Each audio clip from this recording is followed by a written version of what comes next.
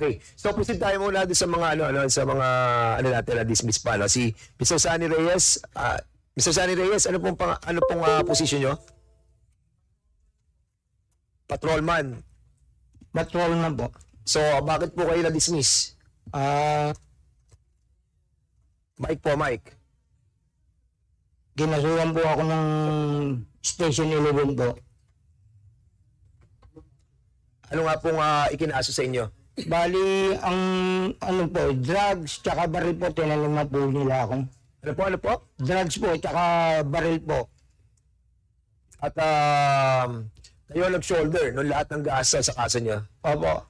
Ang totoo po niyan, Sir, Your Honor, yung pangyari pong yun, yung meron pong nagpapanggap na polis po dun sa huling lamay po ng kapitbahay namin. Ngayon po, tinulungan ko lang po, tinignan ko po kung totoo po bang polis yun. Ngayon, ang nakaharap ko po, hindi po polis yun, kaya pinagtulong-tulungan ng mga kapitbahay namin. Ngayon, nagpatawag po ako ng assistant na polis, at dumating po yung PO2 Bungato, tsaka yung PO1 Luminis. Tinel-over ko po sa kanila. At ang sabi sa akin po, sumunod daw po ako sa presinto para mapagsampa ng kaso. Pero pagdating po namin sa presinto sa Police Station 11 ng Quezon City, kami na po ang binaliktad, kinulong na po kami, na napag-alaman po namin na yung taong yun po, asset po ng Police Station 11 ng Galas, Quezon City po. Ang masakit po nga po niyan, pati po yung mga anak ko, dinamay po nila. Apat po kami nakulong na mag-ama. Na sinasabi nila yung acid daw pong yun, binaligtad kami, na hinold up po daw po namin dun sa aming lugar. Ginawan po nila ako ng senaryo. Okay, okay. So nakulong po kayo nung 2016, 2017? Kailan po? 2017 po. 2017. Opo. Ha? Case was filed against you. Opo. Sino nag-file? Bali yung Station 11 po. Oh, yung police. Opo. Na sinasabi mo na Tinaniman po nila ako. At okay. dinamay pa po yung mga anak ko. Pinakulong din po nila. Magkakasama po kami nakulong ng mga anak ko. Ilan ang anak mo na nakulong with you? Bali, 3 po. So, 4 kayo nakakulong? Opo. Kinasuhan naman po sila ng robbery hold up po. Tsaka yung kinaso sa And kanila. during all this time na nakakulong po kayo, with all this allegation that you have mentioned, lahat ng ginasos niyo sa kaso ay sagot po ninyo. Opo. Sige po. At, Pero po, na-dismiss na lang naman po lahat ng pinatong nila sa aking kaso. administrative. Unfailed po ako. Administrative po, doon po ako na-dismiss po. Okay. Alright. So, yung criminal, dismiss. Opo. Yung mga mahirap no? Na mga sitwasyon talaga that nakakaawa yung ating mga pulis na, for example, sabihin natin na hindi sila talaga involved. Tapos ginawa nila yung kanilang tungkulin. At nagkaroon ng ganitong polisiya na this was implemented and then it happened. So, wala silang biktima sila. So, wala silang perang tanggol sa sarili nila. Naapektuhan siya at ang pamilya niya, karir niya, reputasyon, dignidad. Yun ang nakakalungkot na nangyari sa atin. But, yun nga. But Mr. Chair, yeah. I'm not mistaken, ang naalala ko, sa regional level, meron silang legal officer. But the problem is, the numerous cases, hindi kayang i-handle ng legal office ng regional office yung cases ng mga police. I think what is important, I think what we need to do, Mr. Chair, is to augment funding, to augment yung lawyers sa legal office nila to handle cases para matulungan yung mga polis. Problema ata, wala kayong gantong PNP, wala tayong budget for this ganto Wala Kanina tinatanong ko kayo kung merong pondo na ginagamit for this kind of cases that kapag na-filean sila, meron ba tayong nire-release? And even giving them legal legal manpower? Like we mentioned earlier, sir, the PNP legal assistance extended to PNP personnel facing are those cases that falls under the service connected cases only, sir. But if they will be facing a case that is separate or outside of the official performance of their duty, sir, Yeah. they will be the one to shoulder the legal representation, sir. Tama yun. Kasi this one, hindi siya, kaya nga kanina sabi natin, categorize Yung mga 195 na natanggal at 399 na may kaso, i-categorize natin para at least alam natin kung sino yung mga tutulungan talaga. Diba? So submit to us, ASAP, para at least alam yung pondo na hilingin natin kay Speaker for that purpose. Kasi ang pangako sa atin ni Speaker that he will be helping yung mga kasong legitimate during operation. And even yung mga na-dismiss will be helping them. But, of course, kailangan legitimate at talagang biktima sila ng war on drugs as well. Sige, Congressman Caraps, and then we'll be proceeding do sa dalawang victim pa at saka doon sa pamilya. Okay. Ano lang po, just a short interjection with regards to the legal problem in the organization of the PNP. Kasi ganito po, cases filed against police officers in line of duty, dapat police talaga yon. Okay? But, for example, in the case that was mentioned by Reyes, that is not in line of duty. Now, pag wala sang lawyer, doon sa sapaw. Diba? Kung wala kang lawyer, doon ka sapaw. But, still, kung gusto ko lang balikan yung question of the legal problem, services in the PNP. Ang problema kasi, Mr. Chairman, ganito po yon. We have discussed it several times even in the previous congresses. No? Ang problema kasi, for example, if I am a lawyer, instead of entering the services to the PNP, I'd rather apply for the PAO. Kasi mas malaki pong sahod sa PAO kumpara mo sa pulis na abogado that will be assigned sa IAS. Yan pong reality. Diba? For example, lawyer ka. Pag pumasok ka sa pulis with all those requirements and qualification, qualified ka na, you have fulfilled all those requirements. What is your rank? Major, di ba? O kapitan? Kapitan, di ba? First entry is police captain ka. Now, magkano sahod ng police captain? Ngayon, less than 100,000, di ba? Oh, less than 100,000.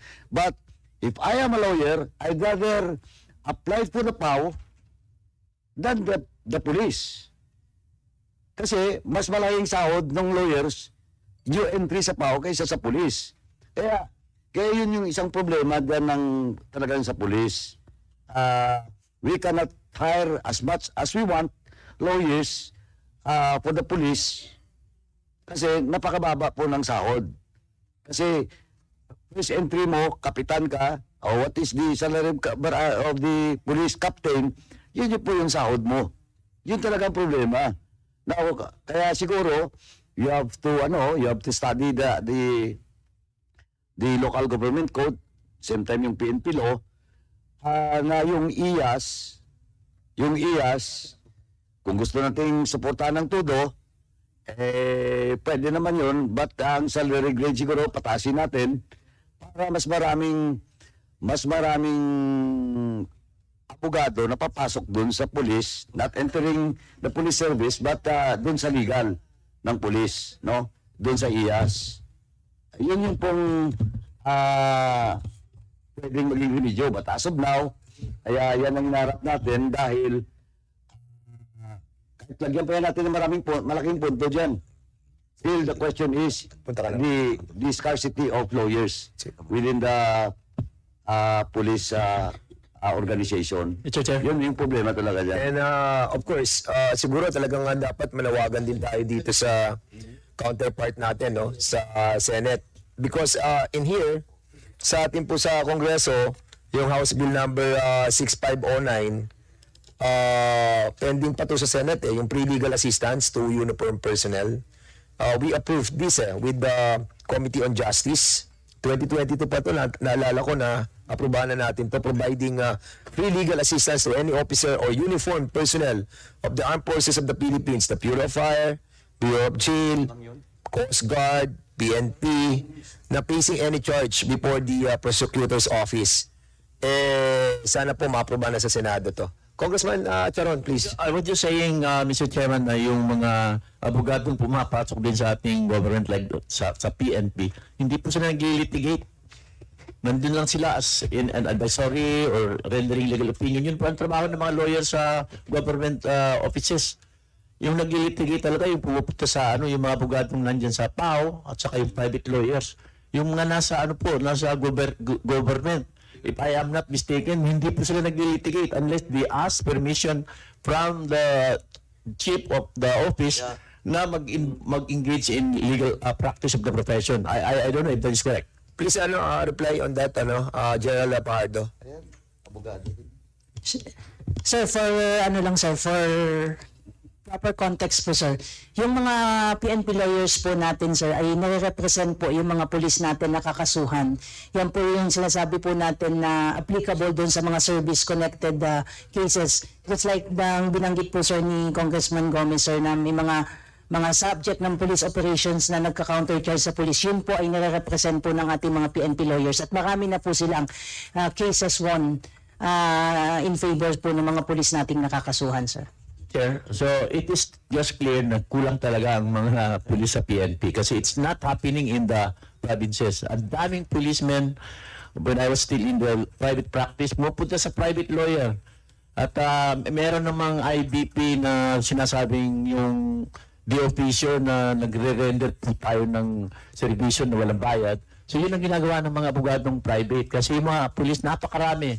Walang nag-a-attend ng mga abogadong tiga PNP na nag-a-attend ng kanilang kaso sa korte or sa Fiscal's Office.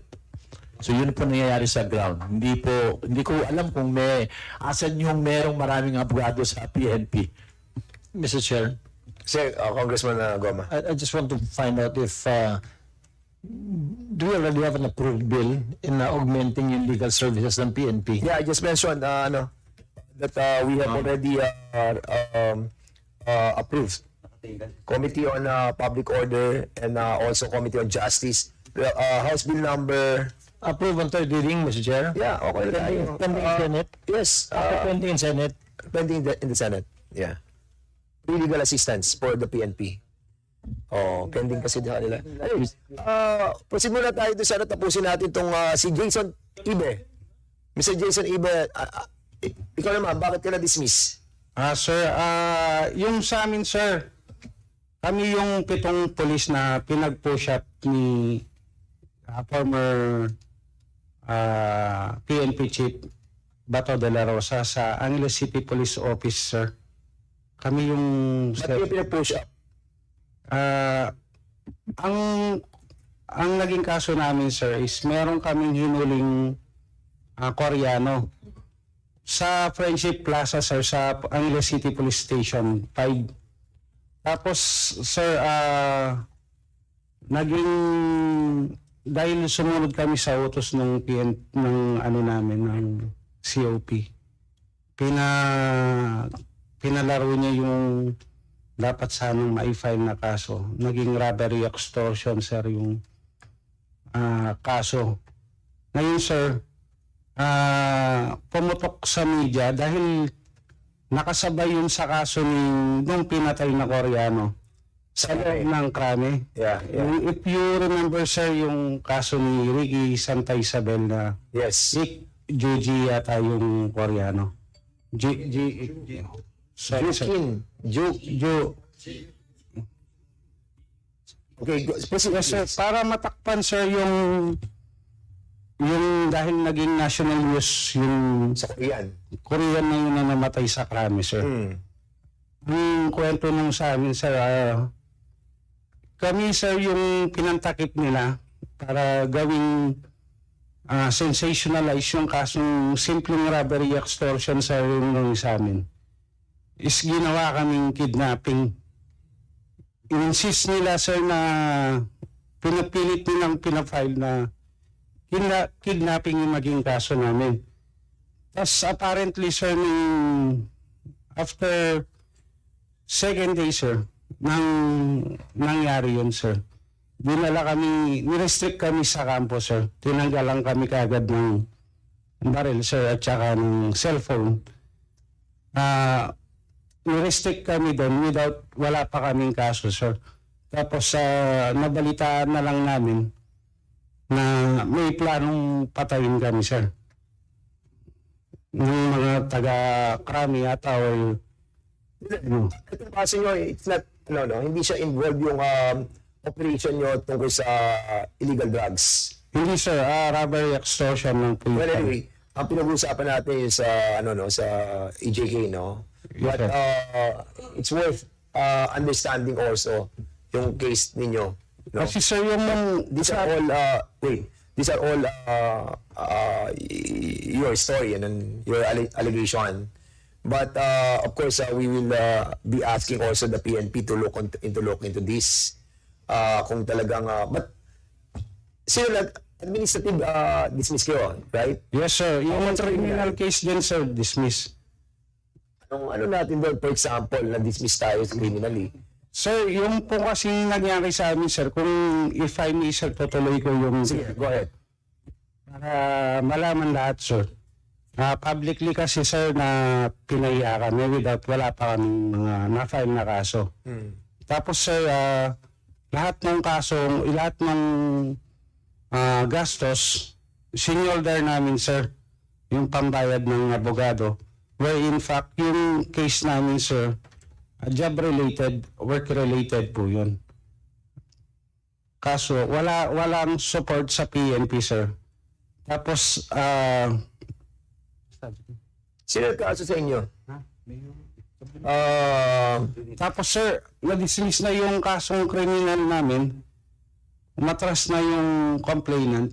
Sir, pinakulong pa kami. Yun yung masakit dun, sir. Sino kukulong sa inyo? PNP, sir. Sino gutos? That time, sir, PNP Chief Bato de la Rosa, sir. Merong itong video sa YouTube, sir, na plano kaming patayin, sir, para matakpan yung kaso sa Krami na binulgar ni asawa ni Ricky Santa Isabel, sir. Na makikita pa yun sa YouTube. Mismo siya nagpa-interview sa boss? Sa GMA or sa National TV na itong police na dapat kaya kinakasuhan kami ng kidnapping, sir. Muntik na kami ilatag din. Hindi ko alam, sir, kung BDS or ano. Ganun. Pero yung asawa mismo ni Ricky Santa Isabel, sir, hindi siya pumayag na ganun yung gawin nila sa amin. At with the support of our wives and relatives, sir, binantayan kami sa kampo, kanya hindi natuloy yung plano, sir. Paano nyo nalaman yung sinasabi nyong alleged plan? Paano nyo naman na Sir, kasi yung first na dinala kami sa campus, sir, restricted, tinanggalan kami kaagad ng baril tsaka cellphone. Wag daw kami makikipag-communicate sa labas. Tapos, sir, dahil sa akbo doon kami, marami kaming kakilala ng polis. Sinabi nila sa amin, wala kaming cellphone, sir. May isa-isa yung kwarto kami. Sabi nila, may planong patayin kayo, kukunin kayo dyan, sabi niya. Sabi, tawagin niyo yung mga kamag-anak niyo, bantayan kayo, sir. Apparently, sir, na-verify namin po yun. Sino nagsabi sa'yo ng ganun? Yung mga kasama din namin. Official sir. doon? Yes, sir, mga kadikit na namin official. Isang area kayo? Angeles City Police Officer. Saan? Angeles City Police Officer. Can you mention the name of the officer who have... Kung sa executive session, sir, kung makakailing kami. Or sa affidavit. Yung mention namin. Sige, siguro mag-affidavit ka Tapos, sir, yung nagpatibay din sa sabi-sabi na yun sa station, sir. Sa campus, sir. Yung isang asawa ni Ricky Santa Isabel, sir. Sino si Ricky Santa Isabel? Yun po yung suspect na police. Krami, sir, yung sa AIDG na pumatay doon sa Koreano. Okay, let's proceed sa next, si Mr. Richard Agapito. Richard Agapito, can you tell us your, bakit ka na-dismiss? Sir, good morning po. Dagdag lang po doon sa sinabi sa kasama ko po ni Mr. Jason Ibe po. Yun nga sir, yung humiliate po kami in public without wala pa pong naka-file na. Kasama mo si Jason? Yes sir. Magkakasama kayo? Pito po kami sir na yung pulis sa Angeles. Na public humiliate po kami and yun nga po, wala pang naka-file na kaso. Okay. Thank you so much, Mr. Richard Agapito. Yes sir, thank you po. Ito namang biktima, kasi we're running out of time. Hanggang 12 lang po tayo. So, itong widow, nung si Miss Floradel Collantes. Sige, ma'am, you have the floor.